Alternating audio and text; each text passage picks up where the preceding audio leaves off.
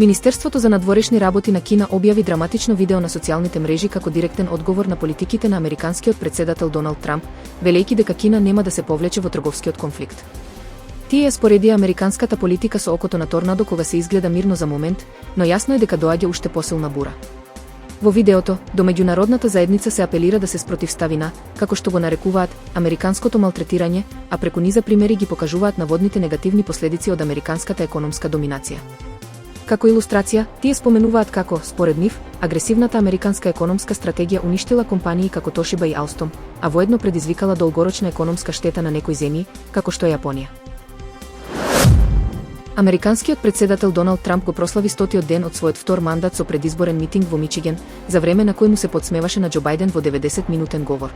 Лажно тврдеше дека ги добил изборите во 2020 година и ја бранеше одлуката за воведување царини. Ништо нема да ме запре, рече Трамп.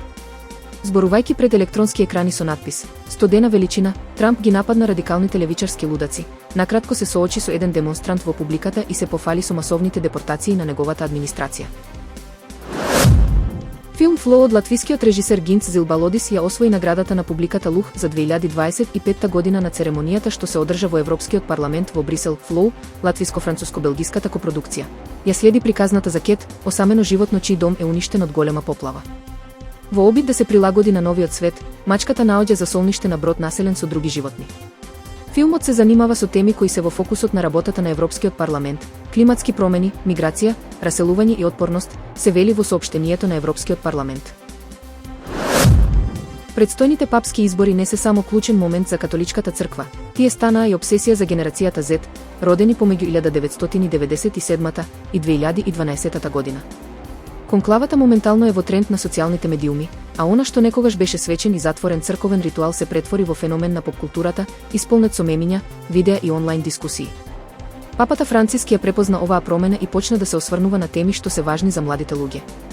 Во неговата енциклика Лаудато Си од 2015 година, тој упати силен апел за борба против климатските промени, директно критикувајќи ги политичките лидери за нивната рамнодушност и пасивност.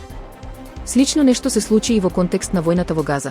Додека светските лидери разговараа за воена помош и ескалација, Франциск веќе повикуваше на прекин на огнот. Сето ова придонесе за зголемување на интересот кај генерацијата Z, за смртта на сегашниот папа. Фотографија направена неколку моменти по слетувањето на руското летело Сојуз во степите на Казахстан на 20 април 2025 година предизвика изненадување кај јавноста ширум светот. На неа се гледа целосно исцрпениот Дон Петит, најстариот астронаут на НАСА, како го носат додека тој нема сили ни да ја подигне главата. Токму тој ден, Петит наполни точно 70 години, па можеби изненадувањето од ваквото исцрпување по вселенска мисија и не е толку неочекувано.